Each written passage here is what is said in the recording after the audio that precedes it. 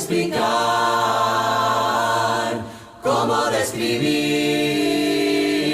un amor tan profundo, es imposible de medir. Continuamos con el tema de la segunda venida de Cristo, con nuestro pasaje de Primera de Tesalonicenses, en el capítulo 4, versículos 13 al 18.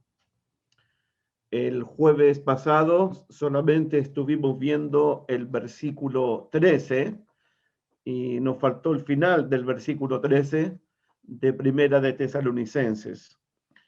La iglesia de Cristo en Tesalónica se ha llenado de tristeza, de dolor por hermanos en Cristo, por seres queridos, por familiares que durmieron en el Señor, que fallecieron, que murieron en el Señor, y la muerte de los seres queridos ha causado tristeza y dolor en la iglesia. Lo que la iglesia quiere saber acerca de los que han dormido en el Señor, lo que la iglesia quiere saber, si los que han dormido en Cristo, los que murieron en el Señor, van a ver al Señor en su segunda venida, van a recibir al Señor en su segunda venida. Eso es lo que los está llenando a ellos de tristeza. Y por otro lado, también si ha fallecido un ser querido mío o de usted, los hermanos Tesalónica también quieren saber, ¿volveremos a ver a nuestros seres queridos que han muerto, que han fallecido o que han dormido en el Señor? Eso es lo que está pasando aquí en Tesalónica. Conversando con algunos de mis hijos e hijas, me preguntaron, esto quiero mostrarles a ustedes para saber cómo responder. Me preguntaron, en este pasaje, los muertos en Cristo van a resucitar primero, como lo dice el versículo 16, porque el Señor mismo, con voz de mando, con voz de arcángel y con trompeta de Dios, descenderá del cielo y los muertos en Cristo resucitarán primero. Lo que me preguntaron fue, ¿también van a resucitar los injustos? ¿Los que murieron sin Cristo? ¿Los que murieron sin esperanza? ¿Los que murieron en sus delitos y pecados? ¿También van a resucitar ellos primeramente? Y yo les dije, este pasaje, el que tenemos en esta noche, no responde a esa pregunta. No la responde. De hecho, el apóstol Pablo no está preocupado en este pasaje, y en Corintios 15, primera de Corintios 15, Pablo no está preocupado de la resurrección de los malos, de los injustos, de los que durmieron sin esperanza, de los que murieron sin Cristo y sin Dios. Pablo no está preocupado por ellos. Pablo responde por los que murieron en Cristo, sí, los que murieron en el Señor. Si alguien pregunta si van a resucitar también los injustos, este pasaje no es este pasaje. No se responde con este pasaje. Podríamos responder con el Evangelio de Juan, capítulo 5. Miren capítulo 5. Estamos como en un comercial en este momento nomás. No vamos a entrar al texto, pero es porque me preguntaron y dije, bien, probablemente los hermanos tengan esa pregunta también. El Evangelio de Juan, capítulo 5, dice Jesús en el versículo 28 y 29, 28 y 29, Jesús dice, no os maravilléis de esto, porque vendrá hora cuando todos, los que están en los sepulcros, oirán su voz, la voz del Hijo de Dios. Y los que hicieron lo bueno, saldrán a resurrección de vida.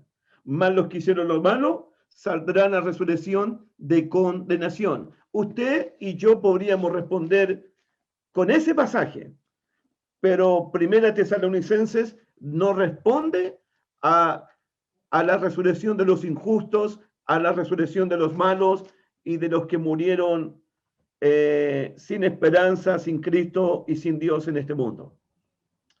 Entonces, ¿por qué digo esto? Porque uno tiene que responder las preguntas de acuerdo al pasaje correcto. Este pasaje no es el pasaje correcto. El Evangelio de Juan, que acabamos de leer, ese pasaje responde a la pregunta sobre la resurrección de los buenos y la resurrección de los malos. ¿Ok? Lo mismo sucede con la pregunta, este pasaje de Tesalonicenses habla de que va a haber una transformación, igual que Primera de Corintios 15, en un abrir y en un cerrar de ojo, va a haber una transformación y vamos a recibir al Señor en el aire.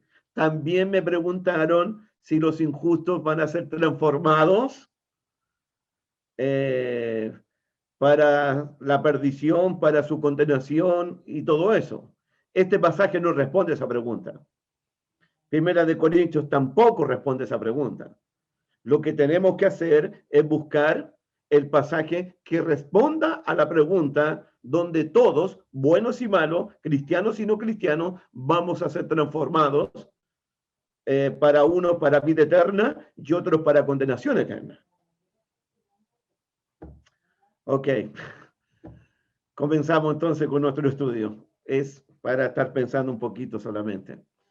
Primera de Tesalonicenses, capítulo 4, versículo 13. Ahí nos quedamos la otra vez y vamos a continuar con el versículo 13.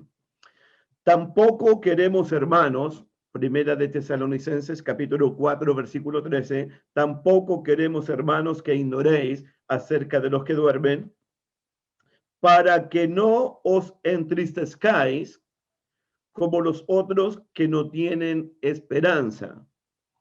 Por si acaso, Pablo no está diciendo en este versículo que la iglesia en Tesalónica deje el luto, deje la tristeza, deje de llorar por los que han partido, por los que han dormido en el Señor. No, Pablo sabe que de todas las emociones que puede experimentar un hombre, una de las emociones más fuertes y a veces cruel es la de ver a un ser querido fallecer, morir o dormir en el Señor. De hecho, recuerdo cuando falleció el primer cristiano llamado Esteban. ¿Se acuerdan qué hicieron los discípulos de Cristo cuando fueron a enterrar a Esteban? Miren Hechos capítulo 2, Hechos capítulo 8, versículo 2. Dice el texto bíblico en Hechos capítulo 8, versículo 2. Dice el texto, voy a leer el versículo 1 también. Hechos capítulo 8, verso 1 y 2. Y Saulo consentía en su muerte, en la muerte de Esteban. En aquel día hubo una gran persecución contra la iglesia que estaba en Jerusalén, y todos fueron esparcidos por las tierras de Judea y de Samaria, salvo los apóstoles. Aquí está, versículo 2. Y hombres piadosos llevaron a enterrar a Esteban, el primer cristiano mártir, llevaron a enterrar a Esteban, hicieron gran llanto sobre él. Hombres piadosos enterraron a Esteban y hicieron un gran llanto por él. Entonces Pablo no está diciendo que los hermanos en Tesalónica dejen el luto, dejen de llorar, dejen de lamentarse. Pablo no está diciendo eso. Lo que Pablo está diciendo es esto. Pablo no quiere que la tristeza que los está embargando a los cristianos, el luto cristiano, los esté consumiendo, los esté sumergiendo en mucha tristeza, los esté consumando. Esa es la palabra. Pablo no quiere que la tristeza consuma de angustia a los cristianos en Tesalónica, que la tristeza no los lleve a la desesperación, al pánico, al luto. Pablo no quiere eso. Hay que llorar por los que lloran, sí. ¿Debo hacer luto por mi ser querido? Sí. ¿Debo lamentar la partida de mi ser querido? Sí. Pero que esa angustia de mi corazón, que esa tristeza de mi corazón, que ese llanto no me esté consumiendo, que yo no entre en la desesperación. ¿Como quiénes? ¿Como quiénes? Mira el versículo 13. Mira el versículo 13. Como los otros que no tienen esperanza. Los gentiles, los que están sin Cristo, los que están sin esperanza, los que están sin Dios, los que siguen muertos en sus delitos y en su pecado, los que no tienen esperanza, que son los gentiles, allí hay un luto angustioso, hay un luto desesperado. ¿Por qué? Porque murieron sin Cristo, murieron sin salvación, murieron sin Dios. Y lo más triste, murieron sin esperanza. Como los otros que no tienen esperanza. Es una clara referencia a los gentiles, repito, que murieron sin Cristo o que vieron partir a sus seres queridos sin Cristo, sin esperanza, sin Dios, sin salvación. Entonces, lo que Pablo está diciendo, no se entristezcan, no se desesperen, no entren en el pánico, no entren en el dolor asfixiante, desesperante, como los otros que no tienen esperanza. La esperanza cristiana aquí está. La iglesia de Tesalónica es una iglesia que esperaba ansiosamente, anhelaba ansiosamente la venida del Señor Jesucristo. La iglesia de Cristo, la iglesia del Señor, es diferente, porque nuestros seres queridos que murieron en el Señor son bienaventurados los muertos que mueren en el Señor. Es estimada a los ojos de Dios la muerte de los santos. Y nosotros tenemos esa esperanza, la esperanza cristiana. ¿Y dónde está basada nuestra esperanza? Recuerden que nosotros, en nuestros estudios de la segunda venida de Cristo, hemos hablado de una esperanza viva por la resurrección de Jesucristo, de una esperanza viva, de una herencia incorruptible, inmarcesible, incontaminada, que Dios ha reservado para nosotros en los cielos. Les quiero recordar, porque hay gente que está muriendo sin esperanza. Pero los que han dormido en el Señor son bienaventurados. Son bienaventurados. Bienaventurados los que de aquí en adelante mueren en el Señor. La segunda muerte, que es el infierno, no tiene poder sobre ellos. ¿Y dónde está basada la esperanza cristiana? ¿Cuál es el cimiento de la esperanza cristiana? Mira el versículo 14, por favor. Mira el versículo 14. Porque si creemos, Aquí está nuestra esperanza.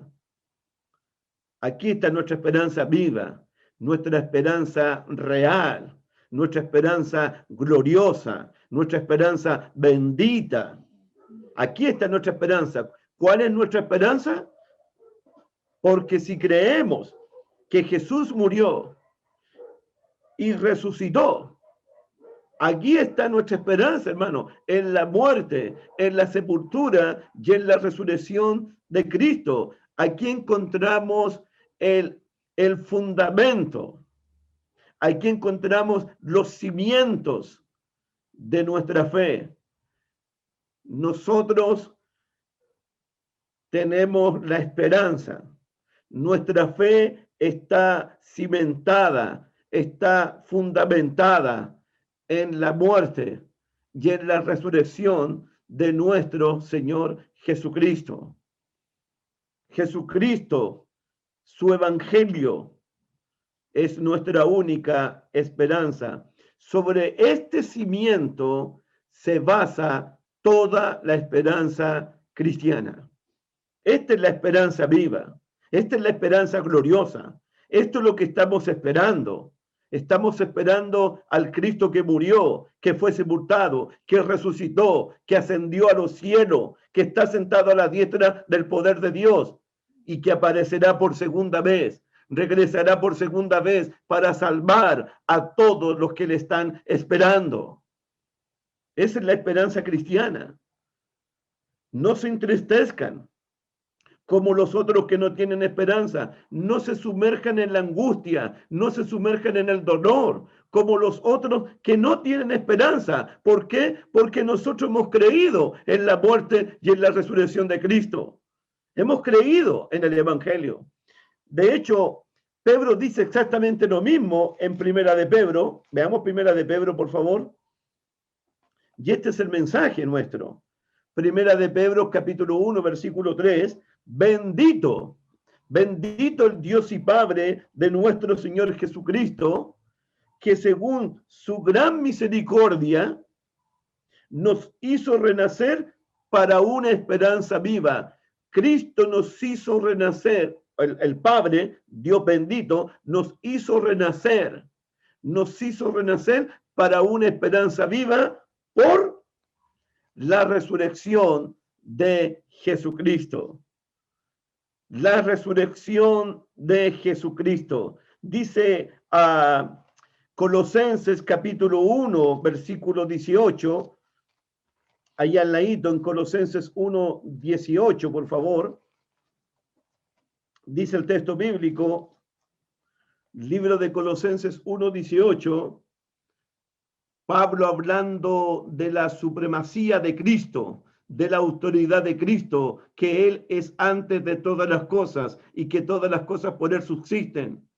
Dice el versículo 18, y Él es la cabeza del cuerpo que es la iglesia. Él que es el principio, el primogénito de los muertos, para que en todo tenga la preeminencia. Jesucristo es el primogénito de los muertos. ¿Qué significa? Que Jesucristo fue el primero en morir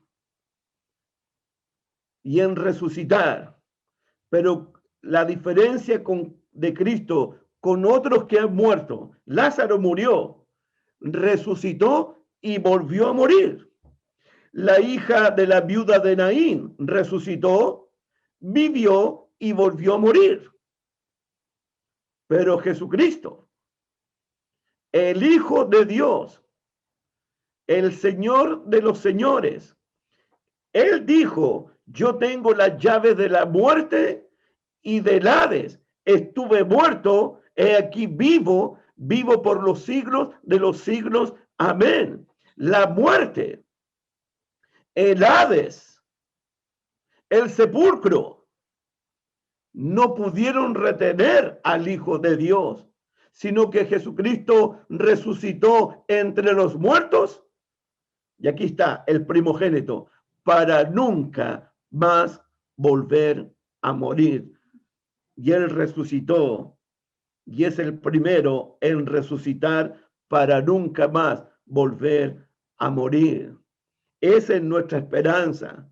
Ahí está nuestra confianza, está nuestra fe en la muerte y en la sepultura y en la resurrección de Cristo. Hermanos, nosotros creemos en un Cristo vivo, en un Cristo glorioso, en un Cristo que resucitó, en un Cristo todopoderoso. Creemos en un Cristo poderosísimo. Porque si creemos que Jesús murió y resucitó, ahí está nuestra esperanza. Nuestra esperanza es cierta. Nuestra esperanza es viva. Ahí están los cimientos de nuestra fe.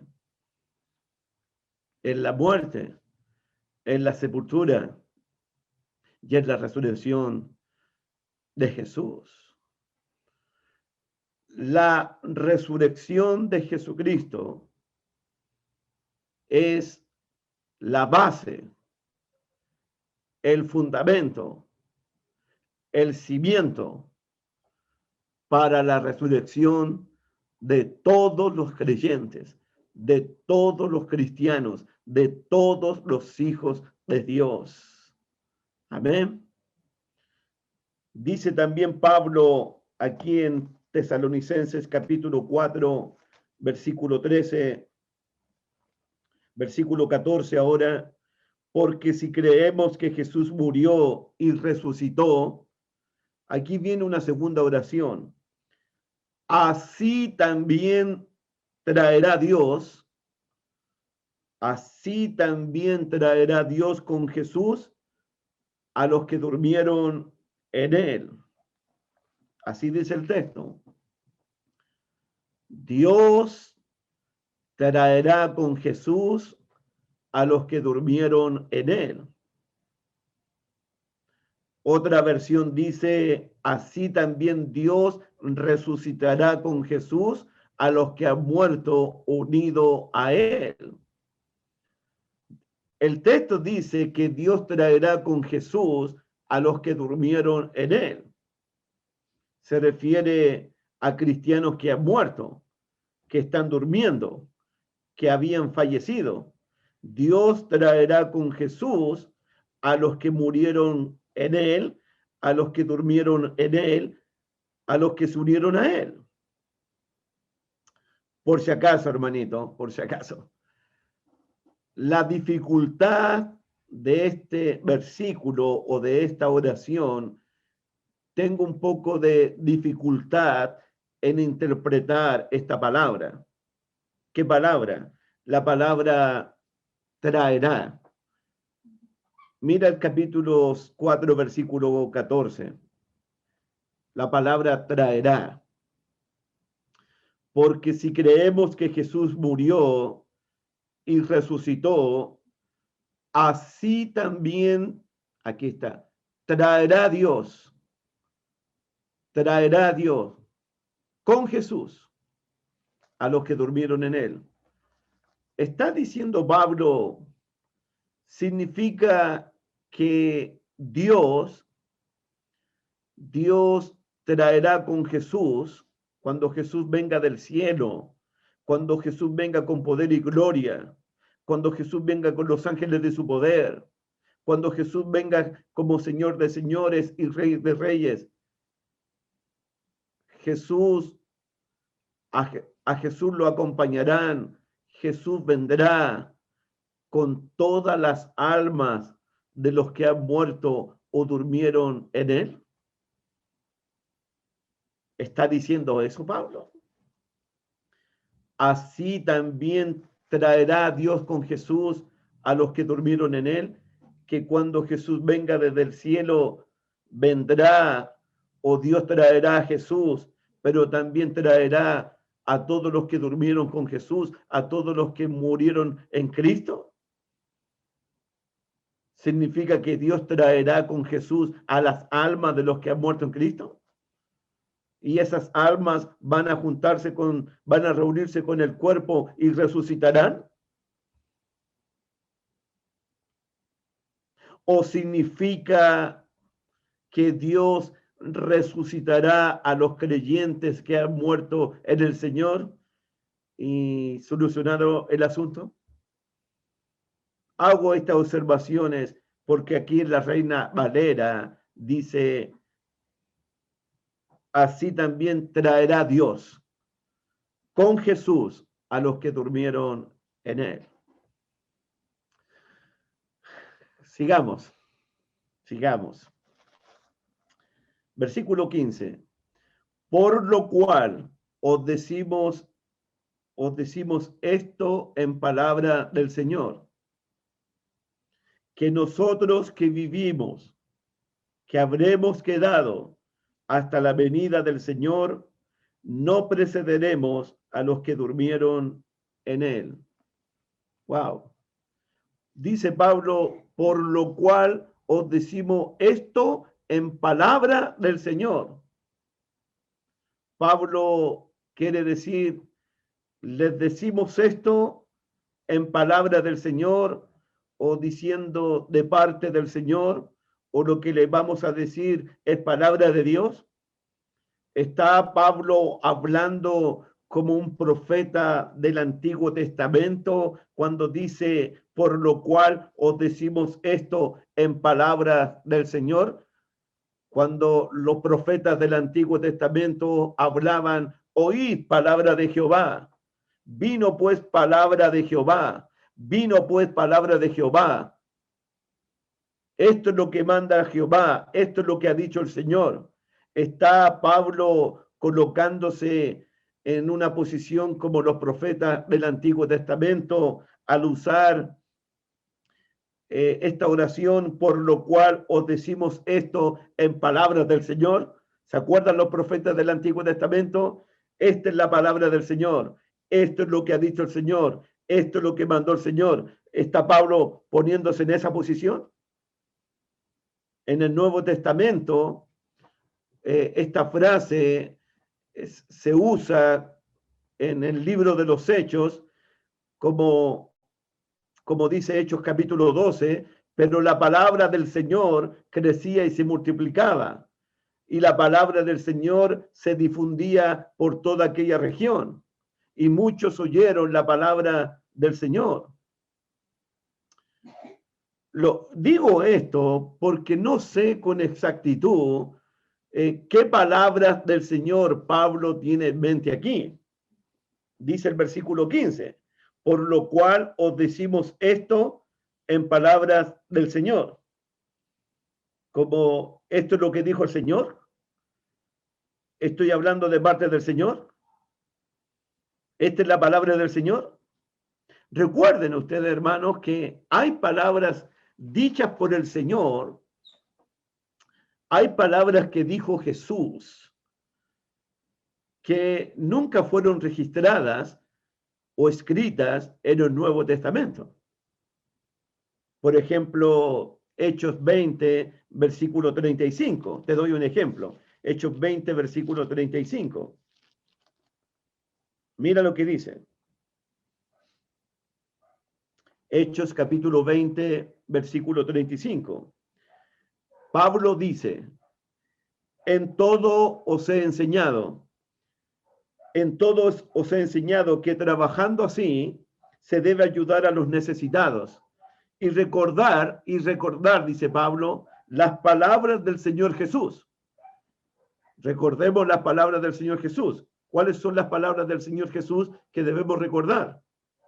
Más bienaventurado es dar que recibir. Recordemos, dice Pablo, las palabras del Señor Jesús que dijo, más bienaventurado es dar que recibir. Pregunta, ¿cuándo Jesús dijo eso? ¿En qué momento Jesús dijo eso? ¿A quién Jesús le dijo eso? En Mateo no aparece, en Marcos no aparece, en Lucas no aparece, en Juan no aparece.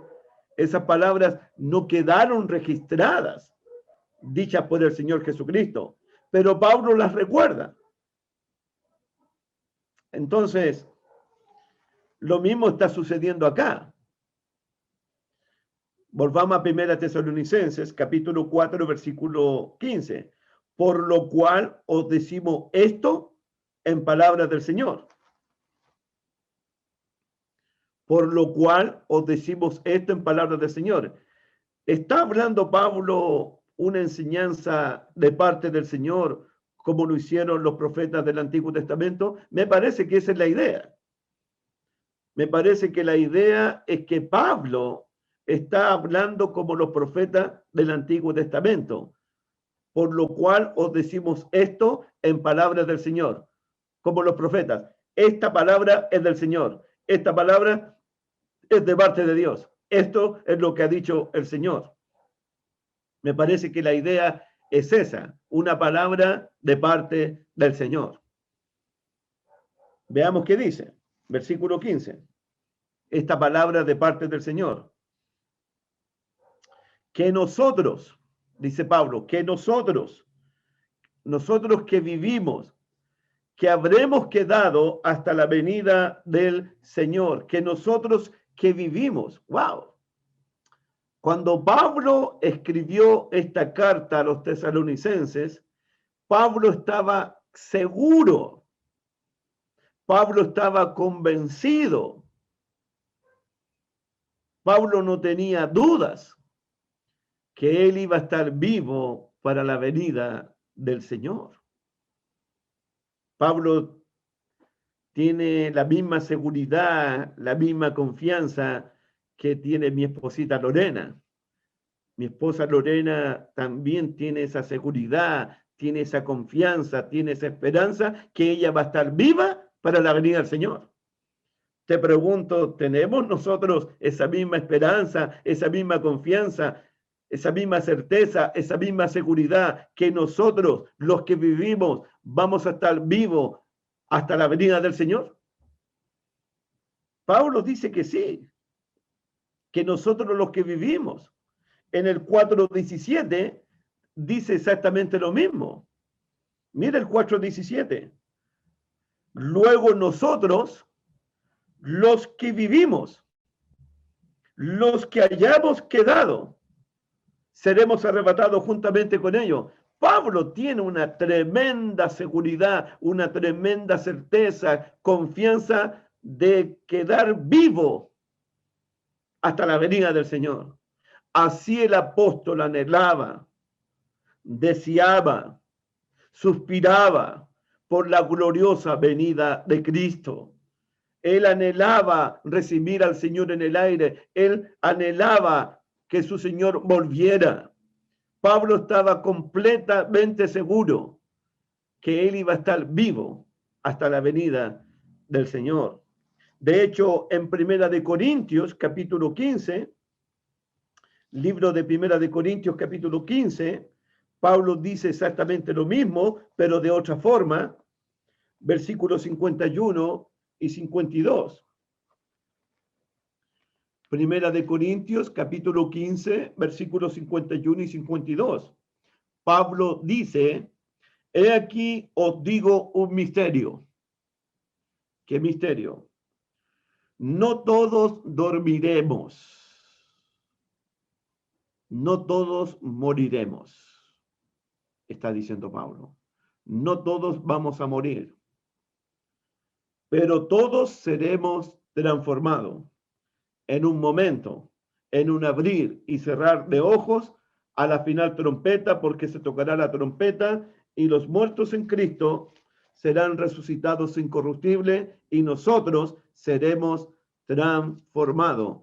Pablo está diciendo, no todos dormiremos. Pablo estaba seguro, Pablo estaba confiado que él iba a estar vivo, que él iba a quedar vivo hasta la venida del Señor. Él dice que habremos quedado, estoy en el verso 15 ahora de Primera Tesalonicenses.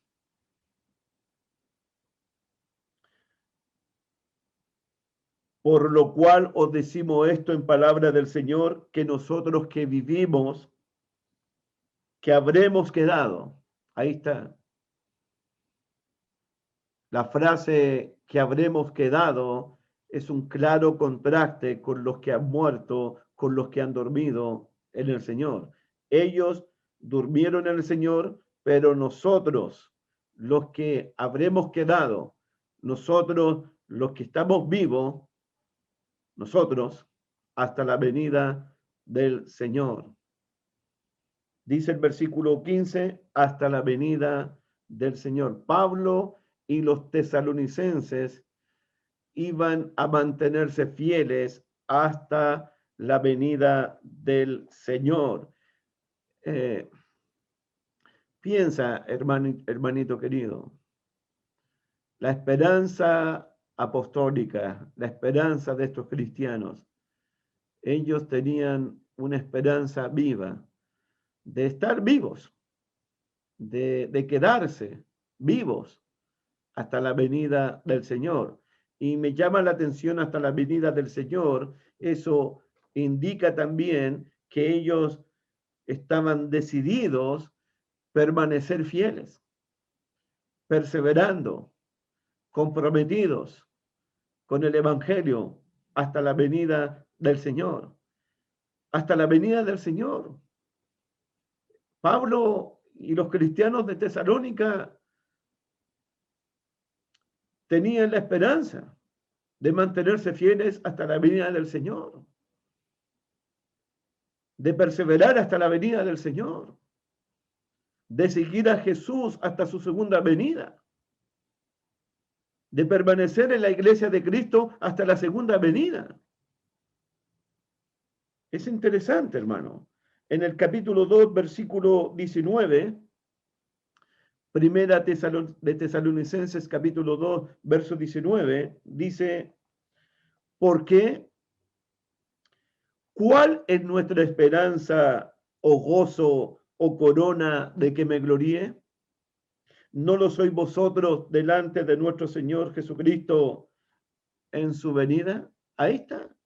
Pablo y los tesalonicenses creían que iban a estar vivos hasta la venida del Señor, pero también pensaban mantenerse fieles hasta la venida del Señor, sirviendo al Señor. En el capítulo 3, versículo 13, Pablo les dice, para que sean afirmados vuestros corazones, irreprensibles, en santidad, delante de Dios nuestro Padre, en la venida de nuestro Señor Jesucristo con todos sus santos. Pablo espera la venida de Cristo. Pablo espera mantenerse fiel hasta la venida del Señor, perseverando hasta la venida del Señor, comprometidos con el Señor hasta su venida, sirviendo al Señor hasta su venida, conservando la santidad hasta la venida del Señor.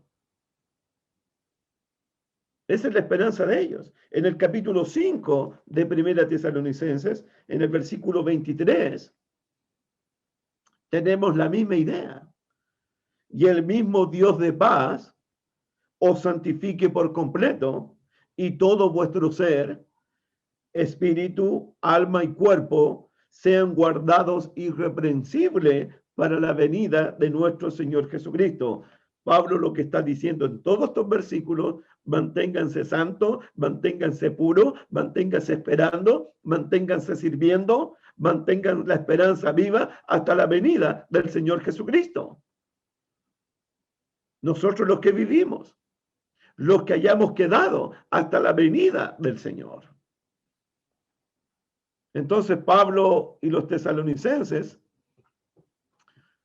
tenían esa certeza, tenían esa seguridad, tenían esa esperanza viva de quedar vivos hasta la venida del Señor, pero también tenían la certeza, tenían la seguridad de quedarse fieles, de quedarse perseverando,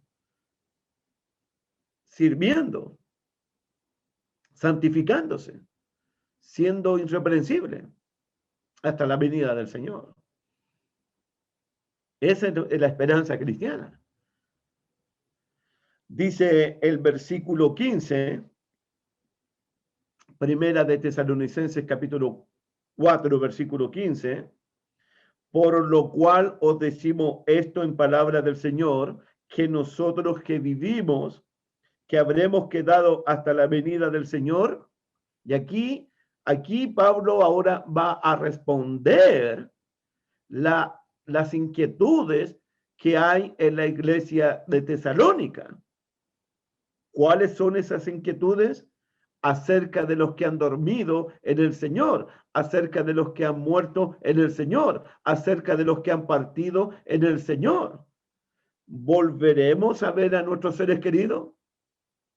Nuestros seres queridos que han muerto en Cristo verán al Señor de la gloria, al majestuoso Señor, al Rey de los reyes, al Señor de los señores.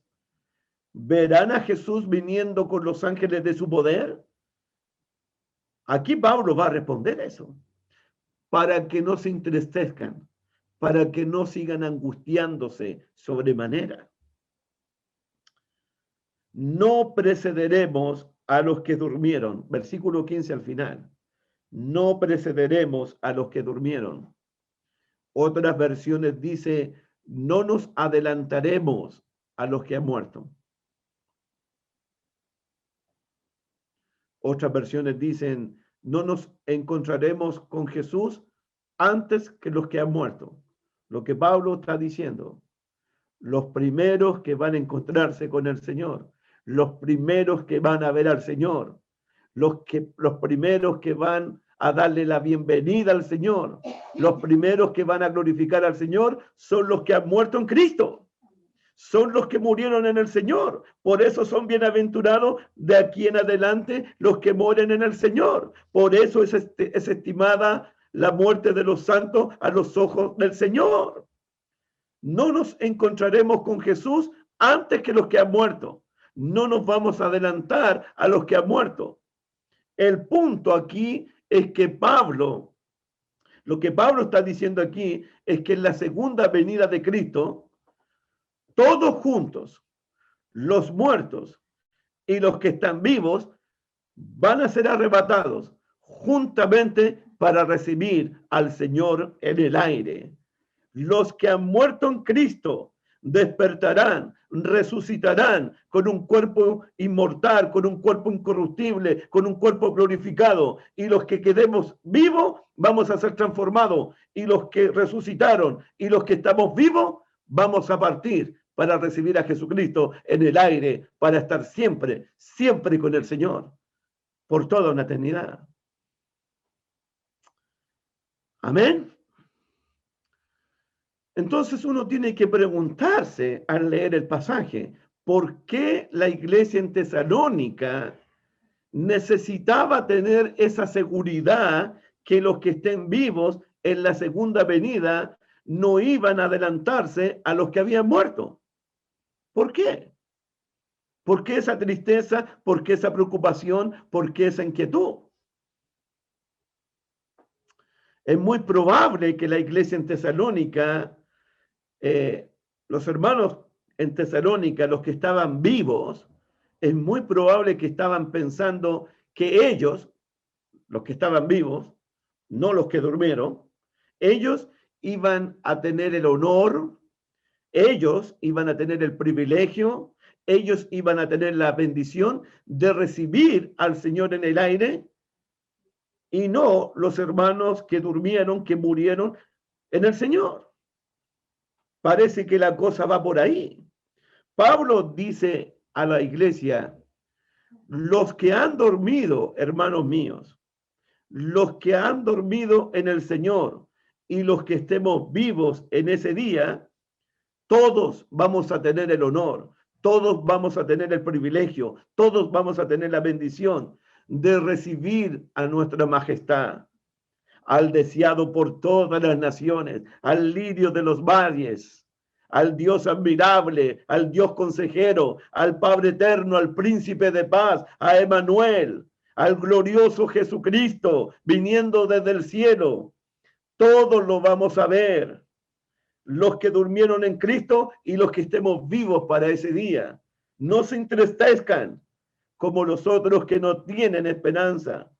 ¿Y cómo será esto? Versículo 16, 4:16, porque el Señor mismo, con voz de mando, con voz de arcángel y con trompeta de Dios, descenderá del cielo, y los muertos en Cristo, aquí está la respuesta, y los muertos en Cristo resucitarán primero.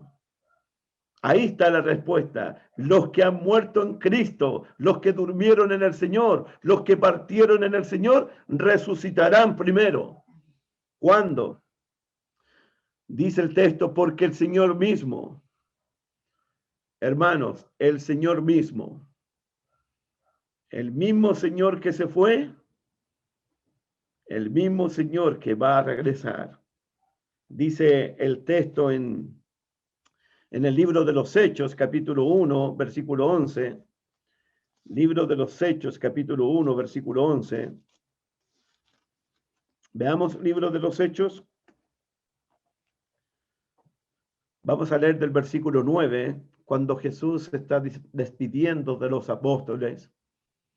Jesús había resucitado entre los muertos y se le aparece a los apóstoles y a muchos testigos, ya más de 500 a la vez. Se le aparece después hablándoles del reino de Dios por 40 días.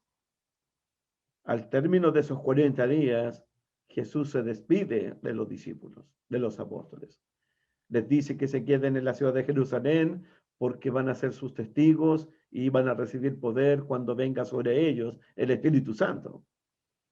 Dice el versículo 9, habiendo dicho estas cosas, Jesús, viéndolo ellos lo vieron, viéndolo ellos, Jesús fue alzado y le recibió una nube que lo ocultó de sus ojos. Y estando ellos con los ojos puestos en el cielo, entre tanto que Jesús se iba, he aquí se pusieron junto a ellos 2 varones con vestiduras blancas, los cuales también les dijeron a los apóstoles que son de Galilea: varones galileos, ¿por qué estáis mirando al cielo? Este mismo Jesús que ha sido tomado de vosotros al cielo, el mismo Jesús que ascendió al cielo, así vendrá, así volverá, así regresará, como le habéis visto ir al cielo. Porque el Señor mismo, el mismo Señor que murió, que fue sepultado, que resucitó y que ascendió al cielo, el mismo Señor descenderá del cielo, el mismo Señor volverá. Dice el libro de Hebreo que Cristo murió una sola vez por los pecados de muchos. Aparecerá por segunda vez, sin relación con el pecado, para salvar a los que le esperan. Aparecerá el mismo Cristo que fue crucificado, el mismo Cristo que fue resucitado, aparecerá por segunda vez. El mismo Señor. Dice Primera Tesalonicenses capítulo 1, versículo 10, versículos 9 y 10. Primera Tesalonicenses capítulo 1, versículos 9 y 10. Pablo dice, porque ellos mismos cuentan de nosotros la manera en que nos recibisteis y cómo os convertiste de los ídolos a Dios para servir al Dios vivo y verdadero. Versículo 10. Y esperar de los cielos. ¿A quién? A su Hijo, el cual resucitó de los muertos, a Jesús, quien nos libra de la ira venidera. Esperamos a Jesús, esperamos a nuestro Señor, a nuestro glorioso Señor, a nuestro bendito Señor, a nuestro amado Salvador. Esperamos a aquel que nos salvó, aquel que nos rescató, aquel que nos perdonó de todos nuestros pecados. Esperamos a nuestro glorioso Señor. Amén. Y viene Él, dice el capítulo 4, versículo 16, porque el Señor mismo, con voz de mando, el término significa voz de mando, viene como con un grito, como dando una orden. Viene con voz de mando, viene con voz de autoridad, viene con su voz potente. Viene con voz de mando. Viene con voz de mando. Viene con voz de autoridad.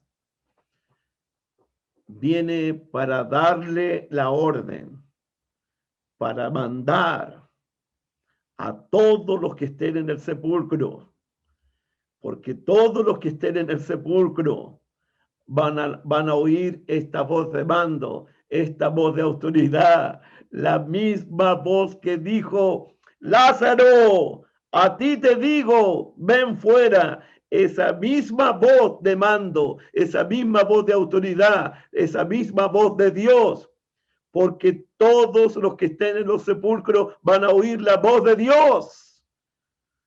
Pero aquí, los que han dormido en el Señor, los que partieron en el Señor, los que murieron en Cristo, oirán esa voz de mando. Despierten, resuciten, vuelvan a la vida. Y los que están en los sepulcros se levantarán, resucitarán con un cuerpo incorruptible. Además, dice el verso 16, porque el Señor mismo, con voz de mando, con voz de arcángel,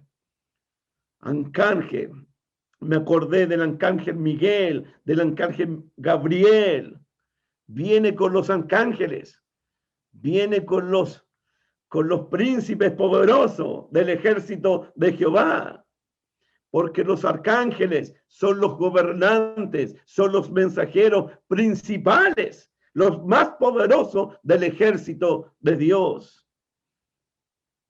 Con voz de arcángel. Esta es la segunda venida de Cristo, hermanos. En la segunda venida de Cristo tendrán un papel muy importante los ángeles del Señor, muy importante. Además dice el texto, y con trompeta de Dios, con trompeta de Dios. La segunda venida de Cristo será con trompeta de Dios, será anunciada. La idea de trompeta es para prepararse para la guerra, prepararse para la victoria, prepararse para recibir a su majestad. En el tiempo de los romanos se tocaba la trompeta para recibir al gobernante, para recibir al emperador. Pero esta voz de trompeta es para recibir a Jesucristo, al glorioso Señor, a nuestro único emperador, a nuestro único Señor, a nuestro único Dios. Dice el libro de Joel, vamos a Joel capítulo 2, por favor. Libro de Joel capítulo 2, por favor. Cuando hay sonidos de trompeta, es porque se está anunciando la venida de Dios, porque se está aproximando, porque ha llegado el día de Dios. En el capítulo 1, versículo 15, en el 1:15 de Joel, ay del día, porque cercano está el día de Jehová, y vendrá Jehová como destrucción por el Todopoderoso. Capítulo 2, tocad trompeta en Sión, den la alarma en mi santo monte, tiemblen todos los moradores de la tierra, porque viene el día de Jehová, porque su día está cercano. Toquen trompeta, porque vendrá con voz de mando, vendrá con voz de arcángel, vendrá con trompeta de Dios. En Primera de Corintios capítulo 15, Pablo dice, Primera de Corintios capítulo 15, versículo 52, el apóstol dice, en un momento, en un abrir y cerrar de ojo, a la final trompeta, porque se tocará la trompeta y los muertos serán resucitados incorruptibles y nosotros seremos transformados a la final trompeta, porque se tocará la trompeta, porque viene su majestad, viene nuestro rey, viene nuestro Dios a salvarnos. Amén. Wow. Continuamos el próximo jueves, si Dios lo permite. Wow. Lo que le dije o lo que me dijo un día uno de mis hijos, me dijo, yo le dije, va a ser un gran evento, un glorioso evento. Las estrellas se conmoverán, las potencias de los cielos, pero eso no es lo importante, el evento. Lo importante, papá me dice, es el que viene. Viene su majestad. Viene nuestro rey. Viene nuestro Dios. Nosotros no estamos esperando un evento. Estamos esperando a una persona. Y esa persona se llama Jesucristo, el bendito Hijo de Dios. Aleluya. Amén, amén. Que Dios me lo bendiga, hermanito. Muchas gracias.